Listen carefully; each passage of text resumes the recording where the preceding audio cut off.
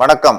உங்கள் மாயாஸ்ட்ரோ காலபுருஷ தத்துவத்திற்கு முதல் வீடான செவ்வாய் பகவான் ஆட்சி பெற்று மூல திருகோணம் பெற்று செவ்வாயை ராசிநாதனாக கொண்ட மேஷ ராசி அன்பர்களுக்கு இதுவரை உங்கள் ராசிக்கு 11ஆம் இடமான கும்ப ராசியில் லாபச்சனியாக சனி பகவான் சஞ்சரித்துக் கொண்டிருந்தார்.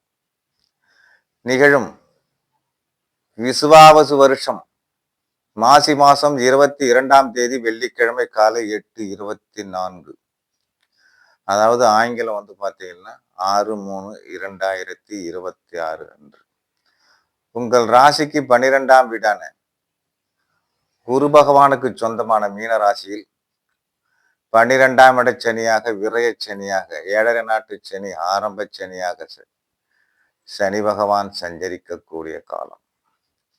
இதுல என்ன வரும்னு கேட்டீங்கன்னா, உங்களுக்கு 7.5 நாட்டு சனி ஆரம்பங்கிறதுனால தனவிரயம் தாரத்தால் நஷ்டம் ஏற்படக்கூடிய அமைப்பு. அடுத்தது இதுல பெரும்பாலும் பார்த்தோம் அப்படின்னு கேட்டீங்கன்னா, கொஞ்சம் தன நஷ்டம் அடைஞ்சு மன நிம்மதி குலையக்கூடிய அமைப்பு.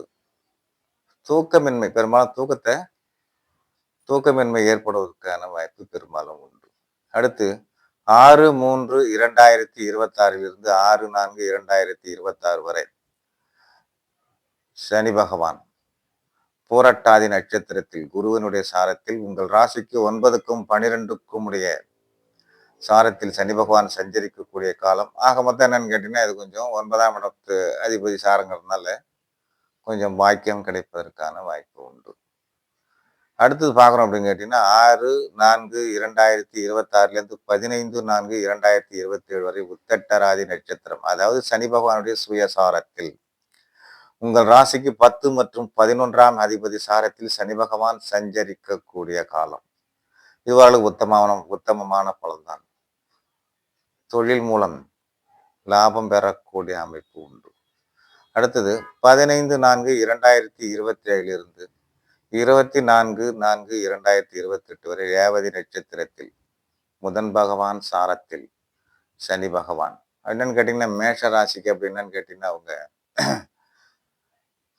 இந்த ஜாதகத்தை ரீதியா பார்க்குறோம் அப்படின்னு கேட்டீங்கன்னா, ராசிக்கு 3 மற்றும் 6ஆம் இடத்துக்கு சொந்தமான ராசி அதிபதி சாரத்தில் புதன் பகவான் சாரத்தில் சனி பகவான் சஞ்சரிக்கக்கூடிய காலம்.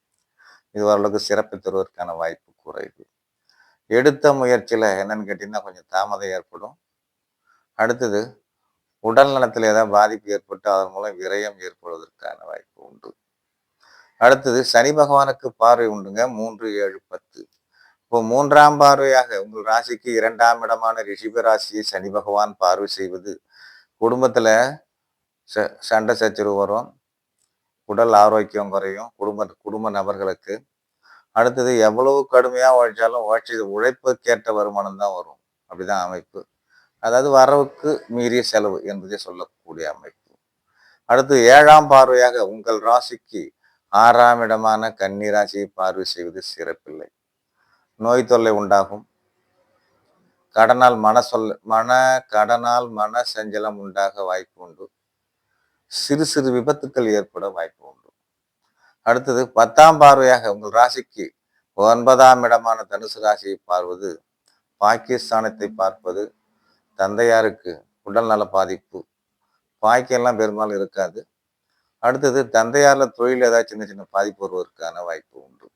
மொத்தத்துல மேஷ ராசிக்கு இந்த விரய சனி சிறப்பில்லை. நல்ல பலன் என்பது எதிர்பார்ப்பது கடினமாகவே இருப்பதற்கான வாய்ப்பு உண்டு.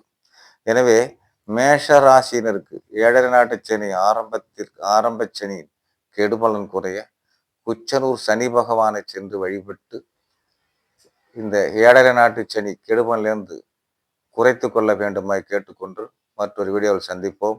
நன்றி, வணக்கம்.